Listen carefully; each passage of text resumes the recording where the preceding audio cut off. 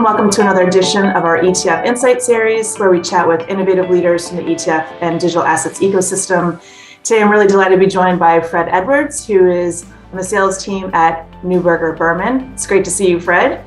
So why don't we start with you telling us about, I know you just have this new role at Neuberger, if you could tell us about your role and the firm. Hey, Andrea, thanks, and good to see you again, as always. So I started in April at Neuberger Berman, and we launched 3 thematic ETFs shortly thereafter. The long and short of it is Neuberger is in the ETF ecosystem now. And my role is as an ETF specialist. I'm here to help integrate the story into the broader firm. Correct me if I'm wrong here, but Neuberger filed these ETFs, the active ETFs, back in 2010, and just launched obviously in April of this year. So why now? The short answer is, Neuberger is not a passive shop. And, I think it was very hard not to read the tea leaves about, the way the market was going as it related to ETF, the exposure, the wrapper, the growth of passive, which incorporates a lot of those factor-based and smart beta strategies that were competing with legacy asset managers. So as a firm, we kind of knew we needed to be there. And, as you know, in 2019, the rule changes with the SEC kind of opened the door for active managers. And, we had the filing ready to go. Like many others, we've taken the opportunity to, extend our capabilities to the ETF market. We took a look at, our existing business, what's going on in the marketplace, where are our capabilities, where do they fit? To start with, we saw the thematics as, a place where we could add value. And we've all seen, what's happened with some of the proxies for thematics, et cetera. But I think the point is that the place for active in thematics is materializing right now. Because if you're going to have forward-looking vehicles or a forward-looking approach to, themes that will grow over time, megatrends, how can you rely on a passive index or a rule set, that was decided upon, today or yesterday or 2 years ago? If in fact you're going to, get a theme right, it's managing not only the individual components of that theme, but also the theme itself.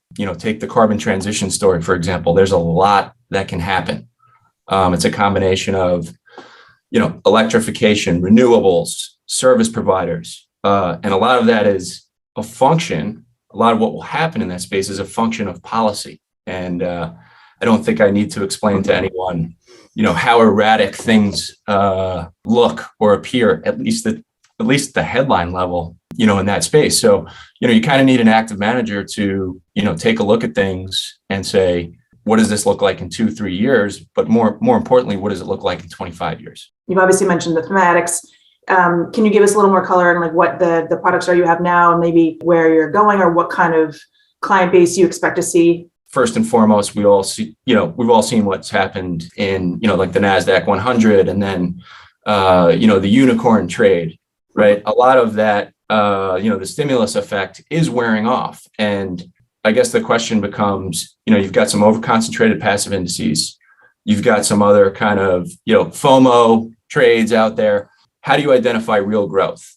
And what is the growth to own, in any environment? And we think, the active approach, makes sense there. Finding that sweet spot in between the barbell of yesterday's news and, the hopes and dreams of some of those more speculative names. The second vertical we came in was on the consumer side. Actually, a really interesting product, connected consumer. The idea behind this is, if you look at, thematics, I kind of see thematics as a category going back to 2017. That's really when it took off. And right. ETF land in my, and you had short vol, you had, Amazon trading at 2000, free trading, right? The self-directed investor. And, a lot of people got excited about e-commerce baskets, for example, and 5G and things like that. And that's good and fine. And it has its place in its portfolio. But as it relates to the consumer, and as it relates to the case for active, our approach is pretty unique. It's not 5G, it's not e-commerce. It's which companies are properly engaging with their constituents, i.e. Gen Y, Gen Z, as we know, are taking a larger and larger share of disposable income globally. on these digital platforms, and that's backed by data science. The third vertical we came in is this carbon transition theme. And I think the active case applies here in a big way. This is a mega trend. We see the dollar value of this upwards of $50 billion globally. And there are a lot of different ways to think about this. A lot of it's policy driven, a lot of it's kind of, ESG. We are an ESG firm, but more particularly our implementation of it is, we look at ESG as capital discipline. When you're engaging with management, the ESG piece is more about how they're using their capital appropriately than it is about, applying some kind of green bumper sticker on a product. We have an outlook out to 2050. And I kind of mentioned, you've got these individual components of the now, right? But as things change over time, as, I use the example of, the election here in the US, that could change some policy or dollar spend for, electric vehicles, whatever it may be. You need people who know what they're doing to manage that theme, right? So as we add and drop names over time, as this theme develops, which renewables take over? We don't know yet. We like solar, we like geothermal. That can change, and there's always new technologies. So again, how do you rely on yesterday's news if you want a forward-looking mega trend trade? This is really great, Fred. I really appreciate it. For those of you who are watching, you can see this video again on blackwatersearch.com, and thank you for watching.